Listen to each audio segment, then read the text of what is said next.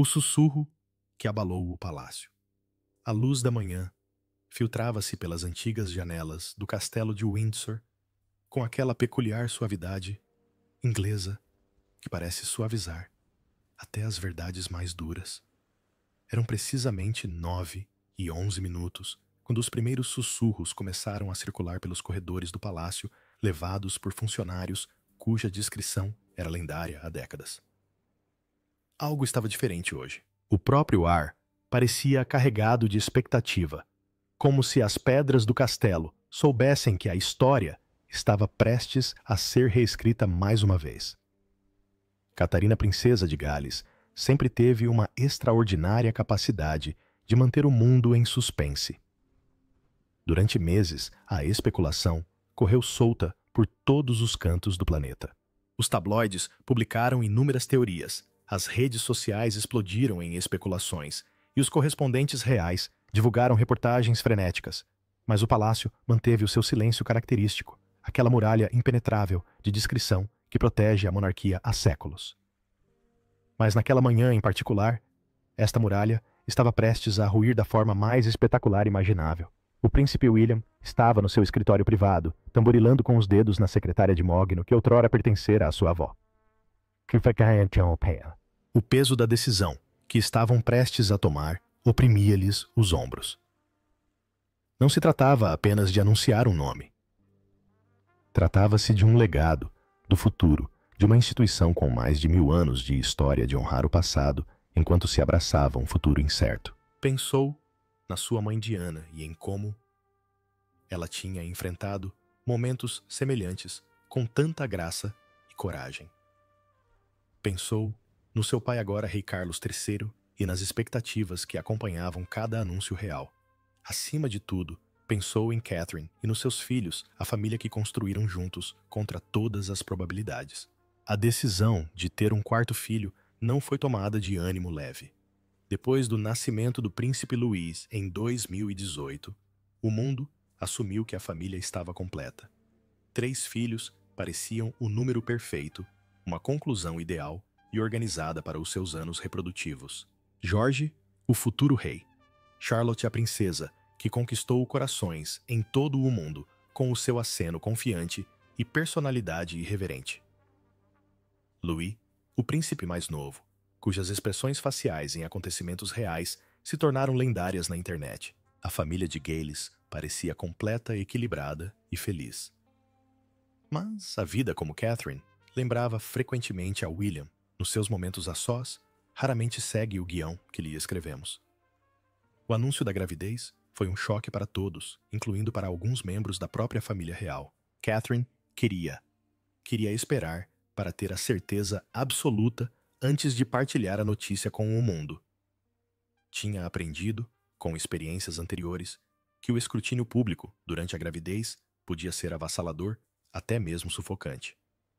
A hiperemese gravídica, que a atormentara em gravidezes anteriores, regressou em força, obrigando-a a cancelar compromissos e a afastar-se da vida pública durante várias semanas. Durante esses meses de tranquilidade, a imprensa foi implacável nas suas especulações, com algumas publicações a chegarem ao ponto de sugerir dificuldades conjugais ou crises de saúde que simplesmente não existiam.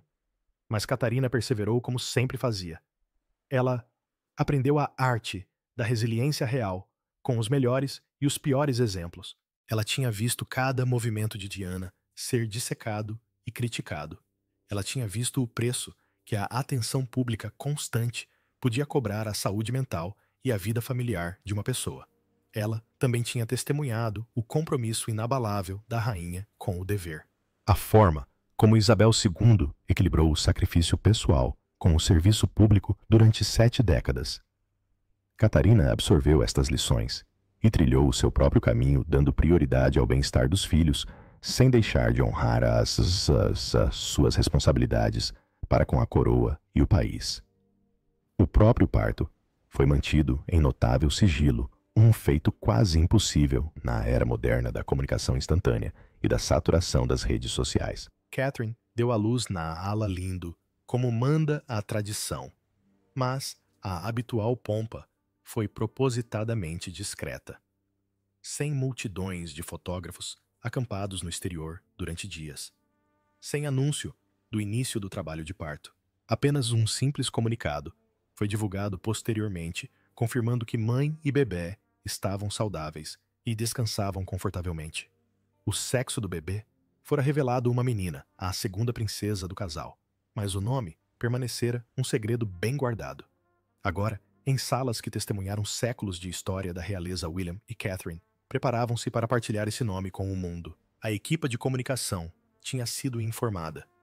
As declarações oficiais foram redigidas e reescritas dezenas de vezes.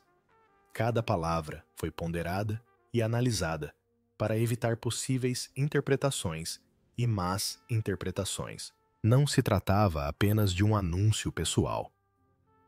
Era uma declaração sobre o rumo futuro da monarquia, sobre os valores que guiariam a próxima geração da família real, sobre o equilíbrio entre honrar a tradição e abraçar a mudança. O nome que escolheram carregava um significado profundo. Não foi uma decisão tomada de forma precipitada ou de ânimo leve. Houve semanas de discussões não só entre William e Catherine, mas também com o rei Carlos e outros membros importantes da família. Cada nome potencial foi analisado quanto à sua ressonância histórica, à sua percepção pública e ao seu significado pessoal. Alguns nomes foram imediatamente descartados por serem considerados demasiado controversos. Outros foram deixados de lado por serem demasiado comuns ou demasiado incomuns. O nome que finalmente escolheram representou uma ponte entre o passado e o presente, uma homenagem aos que vieram antes, ao mesmo tempo que olhavam para o futuro, para os que viriam depois. Os nomes que construíram um império. Para compreender o significado de qualquer nome real, é necessário primeiro compreender o peso que os nomes carregam dentro da dinastia Windsor. Cada nome é uma mensagem, uma declaração de valores e prioridades, uma afirmação política subtil ou nem tão subtil. Quando Elizabeth Alexandra Mary nasceu em 1926, ninguém poderia prever que se tornaria a monarca com o reinado mais longo da história britânica. Os seus nomes ligavam-na às rainhas anteriores e estabeleciam o seu lugar numa linhagem que remontava a séculos. Quando Charles Philip Arthur George foi batizado, cada nome carregava o peso dos antepassados reais e as esperanças de uma nação que recuperava da guerra. A tradição de dar nomes à realeza evoluiu ao longo dos séculos, moldada pela política, religião, lealdade familiar e opinião pública. Em épocas anteriores, os nomes eram escolhidos principalmente para homenagear monarcas anteriores ou para consolidar alianças políticas entre as casas reais. Maria Elizabeth Jaime e Carlos. Estes nomes repetiam-se ao longo da árvore genealógica como um refrão musical, ligando cada geração às anteriores. Mas o século XX trouxe mudanças a esta tradição, tal como trouxe mudanças a todos os aspectos da vida da realeza. Diana tinha rompido com as convenções ao escolher os nomes dos filhos de formas subtis e profundas. William, Arthur, Philip Louis representou um afastamento dos nomes germânicos pesados que dominaram a família durante gerações. A escolha de William como primeiro nome, em vez de o relegar para uma posição intermédia, assinalou um regresso às raízes inglesas e um distanciamento consciente da herança alemã da família. Quando Harry nasceu, Henry Charles Albert David, o uso informal de Harry em vez do formal, Henry sugeria um desejo de que os seus filhos tivessem alguma aparência de normalidade, mesmo dentro da gaiola dourada da vida real. Catherine e William deram continuidade a esta evolução com os nomes dos seus próprios filhos. George Alexander Louis homenageava o título formal do rei, incluindo Alexander, um nome sem precedentes reais diretos na história britânica recente. Charlotte, Elizabeth, Diana ganhou destaque mundial por incluir o nome de Diana, a primeira menção oficial à mãe de William no nome de uma criança real desde a sua morte. O nome do meio, Isabel, homenageia a falecida rainha, enquanto Charlotte remete para a filha de Jorge IV. Louis Arthur, Charles, completa o conjunto honrando o tio do príncipe Philippe Lou Mountbatten, e incluindo Arthur, um nome acarinhado pelos britânicos pelas suas lendárias associações. Cada uma destas decisões de nomeação foi analisada minuciosamente por especialistas e amadores. Os historiadores da realeza escreveram longos artigos analisando o significado de cada escolha. As casas de apostas aceitaram apostas em potenciais nomes antes de cada nascimento, com milhões de libras apostadas em tudo, desde opções tradicionais como Mary e Alice a alternativas modernas, como Grace e Ivy. O público tinha investido emocionalmente nestas decisões, sentindo-se responsável por crianças que nunca conheceriam, mas que um dia os representariam no panorama mundial. A pressão para escolher o nome certo era imensa. Um nome considerado demasiado moderno poderia ser visto como uma rejeição da tradição e afastar os apoiantes conservadores da monarquia. Um nome demasiado tradicional pode parecer antiquado. A falta de reconhecimento de que a instituição precisa de evoluir para se manter relevante também pode gerar problemas.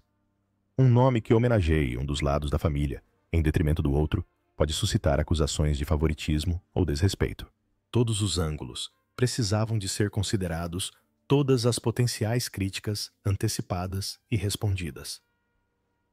William passou horas nos arquivos reais, debruçando-se sobre árvores genealógicas e documentos históricos. Consultou historiadores e especialistas em direito constitucional, procurando as suas opiniões sobre a adequação e a importância de várias opções. Catherine abordou a questão de um ângulo diferente, considerando não só o peso histórico, mas também a realidade prática do nome. Como soaria num parque infantil? A sua filha seria alvo de piadas ou bullying por causa dele. Poderia ser abreviado para um apelido carinhoso que ela preferisse à medida que crescesse. Estas preocupações parentais coexistiam com as considerações mais formais do protocolo real. O casal tinha também tido em conta as implicações internacionais da sua escolha. A monarquia britânica já não governava um vasto império, mas continuava a ser o chefe simbólico da Commonwealth, uma associação voluntária de 56 nações que abrangia todos os continentes. O nome que escolhessem seria ouvido e utilizado por 1.000 milhões de pessoas, em culturas e contextos muito diferentes. Precisava de ser pronunciável em várias línguas, culturalmente sensível e capaz de representar não só a Grã-Bretanha, mas também a diversidade da Commonwealth que a monarquia agora servia. Havia nomes que Catherine adorava, mas que William vetava e vice-versa. Houve sugestões de familiares que foram educadamente acatadas e discretamente descartadas. O rei Carlos, aparentemente, preferia certas opções tradicionais, enquanto a rainha Camila defendia algo um pouco mais contemporâneo. Apesar das tensões familiares, o príncipe Harry terá enviado uma mensagem privada sugerindo um nome com significado pessoal para ambos os irmãos. A princesa Ana, como de costume, manteve-se afastada da discussão, embora aparentemente tenha comentado com uma amiga que qualquer que fosse a escolha haveria inevitavelmente críticas. A falecida Rainha Isabel tinha estabelecido um precedente para este tipo de consideração cuidadosa. Ao escolher os nomes dos filhos, procurou o equilíbrio entre a tradição e a preferência pessoal, o dever real e o instinto maternal. Compreendeu que os nomes importavam, que moldavam a percepção pública e estabeleciam expectativas que acompanhariam a criança durante toda a vida. Catherine e William estudaram as suas escolhas, aprendendo tanto com os seus acertos, como com os eventuais deslizes que até os membros mais experientes da realeza podiam cometer. A revelação. O anúncio oficial chegou através de canais cuidadosamente orquestrados até ao último minuto. Exatamente às 2 horas da tarde, o gabinete de imprensa do palácio divulgou um comunicado à Associação de Imprensa, seguindo um protocolo estabelecido há gerações. As palavras eram simples, elegantes e cuidadosamente escolhidas para transmitir alegria e a devida solenidade. O príncipe e a princesa de Gales têm o prazer de anunciar que a sua filha se chama Rose Alice Diana. 3 nomes, cada um deles carregando camadas de significado, que certamente alimentarão discussões nas próximas semanas. A escolha de Rose como primeiro nome causou repercussões imediatas nos círculos da realeza, e não só. Ao contrário, dos nomes anteriores dos filhos, que tinham precedentes claros na história recente da realeza Rose, representava algo diferente. Era um nome que evocava o próprio símbolo de Inglaterra. A Rosa Tudor, que uniu facções rivais e estabeleceu uma dinastia, era também profundamente pessoal, uma homenagem à avó de Catarina, Rose Asquith, uma mulher que moldou os primeiros anos de Catarina e lhe incutiu os valores de lealdade familiar e força silenciosa que tão bem lhe tinham servido na vida da realeza. Mas Rosa carregava também outras ressonâncias. O nome ligava a princesa a Rosie Gilman, uma das amigas mais próximas da rainha-mãe, uma mulher que ofereceu um apoio inabalável durante os dias mais negros da Segunda Guerra Mundial. Remetia também para Rose Windsor, uma prima afastada, cuja graciosidade e discrição a tornaram uma figura querida na família. O nome conseguiu ser, ao mesmo tempo, tradicional e moderno familiar e distinto. Evitou-se o erro de ser demasiado comum ou demasiado invulgar, encontrando o delicado equilíbrio que a família Wales procurava durante todas as suas deliberações. Alice, o primeiro nome do meio, carregava um significado igualmente profundo. Mas, obviamente, homenageava a princesa Alice de Battenberg, mãe do príncipe Felipe, uma mulher cuja vida notável só recentemente recebeu o reconhecimento que merecia. Alice nascera surda, mas aprendera a ler os lábios em várias línguas e tornara-se uma figura imponente nos círculos da realeza europeia.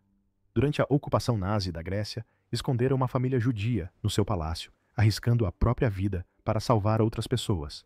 Fundou uma ordem de enfermeiras e dedicou os seus últimos anos a trabalhos de caridade. A sua coragem, compaixão e dedicação ao serviço representavam exatamente os valores que William e Catherine esperavam incutir nos seus filhos. Mas Alice também se inspirou num passado ainda mais remoto da história da realeza britânica. Alice Maud Mary, a terceira filha da rainha Vitória, foi uma das figuras da realeza mais influentes da sua geração, usando a sua posição para promover causas em que acreditava e recusando-se a ser limitada pelas expectativas restritas impostas às mulheres do seu tempo. O nome ligou a nova princesa a este legado de protagonismo e ativismo feminino na realeza, sugerindo que poderia seguir os passos de antepassados que ultrapassaram limites e desafiaram convenções. Diana, o segundo nome do meio, não surpreendeu ninguém, mas ainda assim conseguiu ser profundamente comovente. William já tinha homenageado a mãe com o nome do meio Charlotte, mas a inclusão de Diana no nome da sua segunda filha sublinhou a importância duradoura da princesa de Gales na sua vida e legado. 27 anos após a sua morte, Diana continuava a ser uma das figuras mais adoradas e controversas da história moderna britânica. O seu nome evocava imagens de glamour e tragédia, de abordagens revolucionárias ao dever real e de lutas pessoais devastadoras. Ao darem à filha o nome de Rose Alice Diana William e Catherine, asseguraram que a geração seguinte perpetuaria a memória de Diana, e esperavam o seu empenho em usar os privilégios reais para fazer uma diferença genuína na vida das pessoas. A reação do público foi imediata e avassaladora. As redes sociais explodiram em comentários, análises e emoções. O nome Rose tornou-se uma tendência mundial minutos após o anúncio. Os floristas relataram um aumento repentino nos pedidos de rosas de todas as variedades. Os sites de nomes de bebés saíram do ar devido ao grande número de acessos, enquanto os futuros pais se apressavam a adicionar Rose às suas listas de nomes favoritos. O nome parecia captar algo que as pessoas desejavam, uma ligação à tradição que ainda soava contemporânea e relevante.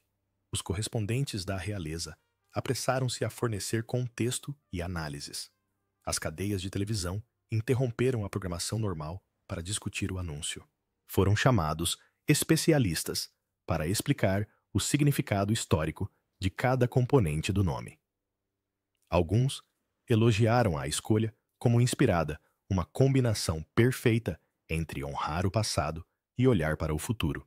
Outros criticaram-na por ser demasiado cautelosa, sugerindo que Guilherme e Catarina perderam a oportunidade de fazer uma declaração mais ousada sobre a evolução da monarquia.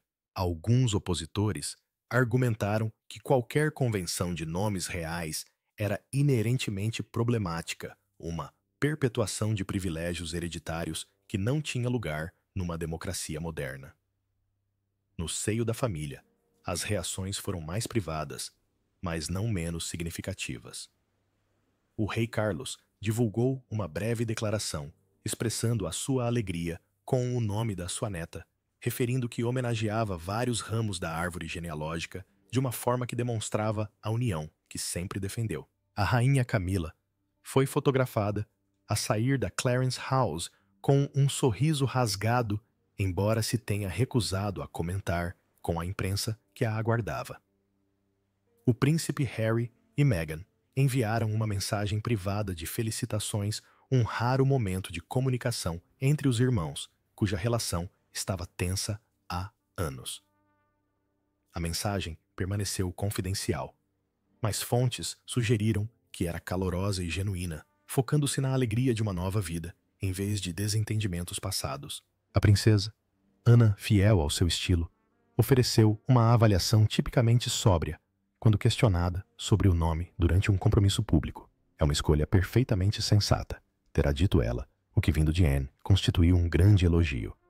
O príncipe Eduardo e Sophie manifestaram a sua satisfação pela continuidade do nome Alice na família, dado o próprio nome do meio de Sophie e a sua relação de proximidade com o falecido príncipe Philippe. Até mesmo alguns dos parentes mais distantes, aqueles que normalmente evitavam comentários públicos sobre assuntos familiares, se viram envolvidos na conversa sobre o que este nome poderia sinalizar sobre o rumo futuro da monarquia. O significado por trás da mensagem. Para compreender por que é que Rose Alice Diana representou uma escolha tão cuidadosamente calculada, é necessário olhar para além dos nomes individuais e considerar o contexto mais amplo da posição atual da monarquia. A família real britânica viu-se a navegar em águas revoltas, dividida entre pressões conflituantes para se modernizar e manter a tradição para ser acessível e, ao mesmo tempo, preservar o mistério para justificar a sua existência contínua, numa era de crescente cepticismo em relação aos privilégios hereditários. Cada decisão, desde as roupas que vestiam às causas que defendiam, carregava um peso simbólico e um potencial de controvérsia. A escolha de dar à filha o nome de Rose, um nome tipicamente inglês com raízes profundas no simbolismo nacional, poderia ser interpretada como uma reafirmação da ligação da monarquia à identidade britânica, numa altura em que essa mesma identidade estava a ser questionada e renegociada. O Brexit tinha fragmentado o país política e emocionalmente. A Escócia continuava a debater a independência. A paz na Irlanda do Norte permanecia frágil. O país de Gales afirmava a sua própria identidade distinta com crescente confiança. O Reino Unido estava longe de estar unido, e o papel da monarquia como força unificadora tinha sido desafiado como nunca antes. A Rosa Flor, que simbolizara a resolução da Guerra Civil e o nascimento de uma nova dinastia sob Henrique VII, representava a esperança de reconciliação e unidade. Consciente ou inconscientemente, Guilherme e Catarina invocavam este simbolismo, sugerindo que a sua família e a instituição que representavam poderiam ainda servir como um ponto de identidade comum para uma nação fragmentada. Foi uma afirmação ousada, talvez até audaciosa, mas também profundamente tradicional, remontando aos próprios alicerces da monarquia Tudor, que estabeleceu a supremacia real em Inglaterra. A inclusão de Alice transmitia mensagens diferentes, mas igualmente importantes. Ao homenagear a mãe do príncipe Philip William, reconhecia a profunda influência do avô na sua vida e na própria monarquia. Philip foi o consorte com o reinado mais longo da história britânica, e a sua morte em 2021 deixou um vazio que ainda é sentido por toda a família. Mas, para além disso, Alice representava qualidades que a monarquia moderna necessitava desesperadamente de incorporar: coragem perante a adversidade, compaixão que se traduzia em ações concretas, humildade apesar dos privilégios e um serviço que ia para além dos deveres cerimoniais. A história da princesa. Alice, que escondeu refugiados judeus durante o Holocausto, só se tornou amplamente conhecida nos últimos anos, em parte graças às representações dramáticas nos meios de comunicação populares. O seu reconhecimento como justa entre as nações por Yad Vashem elevou-a de uma mera nota de rodapé na história da realeza a uma figura de genuína autoridade moral. Ao invocarem o seu nome, William e Catherine estavam a alinhar a filha e, por extensão, toda a família real com valores que transcendiam a nacionalidade e a religião, a decência humana básica, a coragem moral e a vontade de arriscar tudo pelo que era certo. Diana, claro, manteve-se o elemento mais carregado de emoção associado ao nome. 27 anos após a sua morte, a mãe de William continuava a exercer uma grande influência sobre a família real. O seu legado era complexo e controverso. Para alguns, ela representava tudo o que de bom a realeza moderna tinha para oferecer cordialidade, acessibilidade e compaixão genuína pelos que sofriam e a disponibilidade para romper com protocolos ultrapassados. Para outros, personificava os perigos da tomada de decisões emocionais, da manipulação dos mídia e da priorização dos sentimentos pessoais em detrimento da estabilidade institucional. William passou toda a sua vida adulta a tentar honrar a mãe e, ao mesmo tempo, a evitar os seus erros. Aprendeu a observá-la, usar a atenção dos mídia para promover as suas causas, mas também testemunhou como essa mesma mídia acabou por consumi-la. Ele tinha absorvido os ensinamentos dela sobre o poder da ligação humana, a importância de apoiar as pessoas nos seus momentos mais difíceis, ao mesmo tempo que reconhecia que a instituição exigia certos limites e protocolos para funcionar eficazmente. Ao nomear a sua filha de Rosalice Diana, declarava que o legado de Diana não seria esquecido, nem diminuído, que os seus contributos para a modernização da monarquia seriam reconhecidos e valorizados. O nome serviu também como uma subtil repreensão àqueles que procuraram apagar ou minimizar o impacto de Diana. Durante anos após a sua morte, a família real pareceu quase relutante em mencionar o seu nome publicamente. Carlos seguiu em frente com Camila. A rainha manteve uma neutralidade estudada. Apenas William e Harry defenderam consistentemente a sua memória, e a saída de Harry da vida real complicou até essa homenagem. Agora com Rosalice Diana. William garantia que o nome da sua mãe seria pronunciado nos círculos reais por gerações, carregado por uma princesa que representaria o futuro da monarquia. Mas os nomes por si só não podiam determinar o destino. O verdadeiro teste estaria na forma como Rose seria educada, que valores absorveria e que papel desempenharia na evolução da família real. Charlotte já tinha demonstrado sinais da confiança e do carisma que lhe seriam muito úteis na vida da realeza. Jorge, como futuro rei, carregava fardos que os seus irmãos nunca compreenderiam completamente. Luís era ainda jovem o suficiente para que a sua personalidade ainda se estivesse a formar. Rosa cresceria à sombra deles, a quarta filha, de quem nunca se esperaria que reinasse, mas que ainda assim poderia desempenhar um papel crucial no apoio e na formação da monarquia. Catarina compreendia isso melhor do que ninguém. Como quarta filha, sabia o que significava existir longe dos holofotes, mas ainda assim ser moldada pela dinâmica e pelas expectativas familiares. Ela tinha observado os seus próprios irmãos trilharem os seus caminhos, encontrando formas de construir vidas com sentido sem o fardo da atenção ou da responsabilidade excessivas. Estava determinada a que Rose tivesse oportunidades semelhantes, que ser princesa não se tornasse uma prisão da qual não houvesse escapatória. William partilhava destas preocupações, mas abordava-as de um ângulo diferente. Tinha visto o que acontecia quando as crianças da realeza eram privadas de experiências normais, quando eram tão protegidas e isoladas que se tornavam incapazes de se relacionar com pessoas comuns. Também tinha testemunhado o extremo oposto, quando a liberdade em excesso levava a escândalos e constrangimentos que prejudicavam a reputação da monarquia. Encontrar o equilíbrio certo seria um trabalho de anos, décadas, até exigindo ajustes e reavaliações constantes à medida que Rose crescia e o mundo à sua volta continuava a mudar. Um futuro incerto. O batizado da princesa Rose, Alice Diana, ocorreu 6 semanas após o seu nascimento, seguindo uma tradição que remonta a séculos. A capela real do Palácio de St. James proporcionou um ambiente intimista.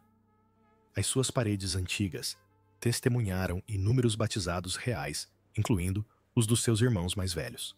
A lista de convidados foi cuidadosamente selecionada, limitada a familiares próximos e a um pequeno número de padrinhos escolhidos pela sua importância pessoal para William e Catherine, e não pelo seu estatuto social ou influência política. As fotografias divulgadas após a cerimônia contaram a sua própria história. Rose, resplandecente, no vestido de batizado de Renda Honiton, que fora usado por gerações de bebés, da realeza parecia tranquila nos braços da mãe. O sorriso de Catherine irradiava felicidade genuína, uma satisfação que adivinha de saber que a sua família estava completa. William estava ao lado dela. Uma mão pousava delicadamente no ombro de George, a outra segurava a mão de Charlotte, enquanto Louis olhava com curiosidade para a sua nova irmã. Era uma imagem de união familiar que o palácio esperava que definisse a família Wales nos anos vindouros. Mas mesmo com a divulgação das fotografias oficiais e os elogios dos comentadores, a dignidade e elegância do evento. As questões sobre o futuro de Rose permaneceram sem resposta. Que papel desempenharia na evolução da família real? Como lidaria com os desafios peculiares de nascer em berço de ouro e, ao mesmo tempo, ter de justificar esse privilégio através de serviços prestados? Que causas defenderia? Que tipo de pessoa se tornaria? A história ofereceu algumas pistas, mas nenhuma resposta definitiva.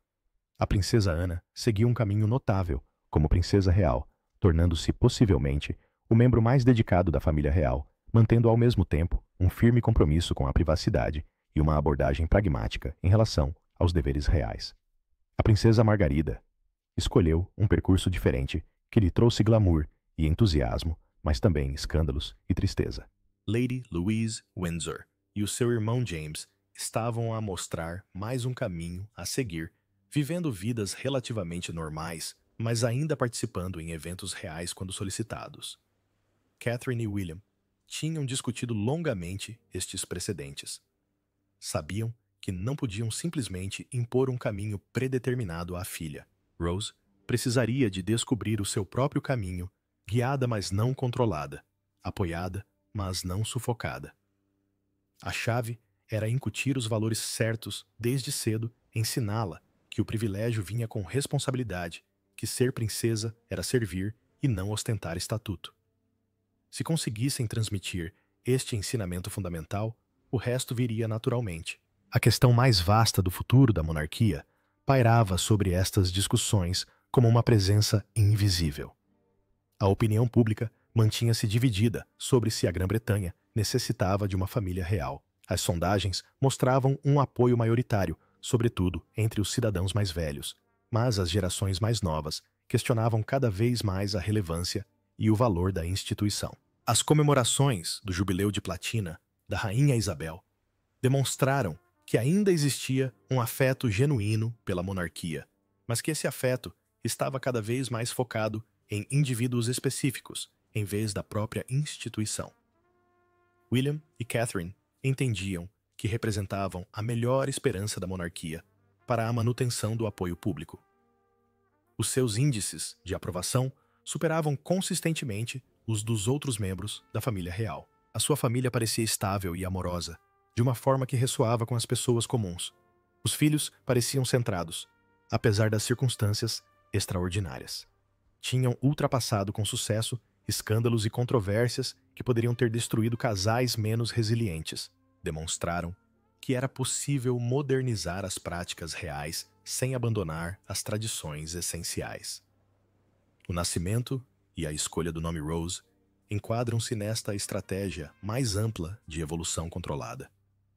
Ao escolherem um nome que homenageava múltiplos aspectos da história da realeza, ao mesmo tempo que transmitia uma sensação contemporânea, demonstraram que a monarquia se podia adaptar sem perder a sua identidade fundamental. Ao acolherem um quarto filho, quando muitos assumiam que a família estava completa, demonstraram que as famílias reais podiam fazer escolhas pessoais em vez de simplesmente seguirem guiões pré-determinados. Ao divulgarem fotografias e informações cuidadosamente selecionadas, mas que pareciam genuínas, satisfizeram o interesse público, mantendo ao mesmo tempo limites apropriados. Mas a estratégia e o cálculo têm os seus limites. Rose não era uma peça de xadrez para ser movida num tabuleiro.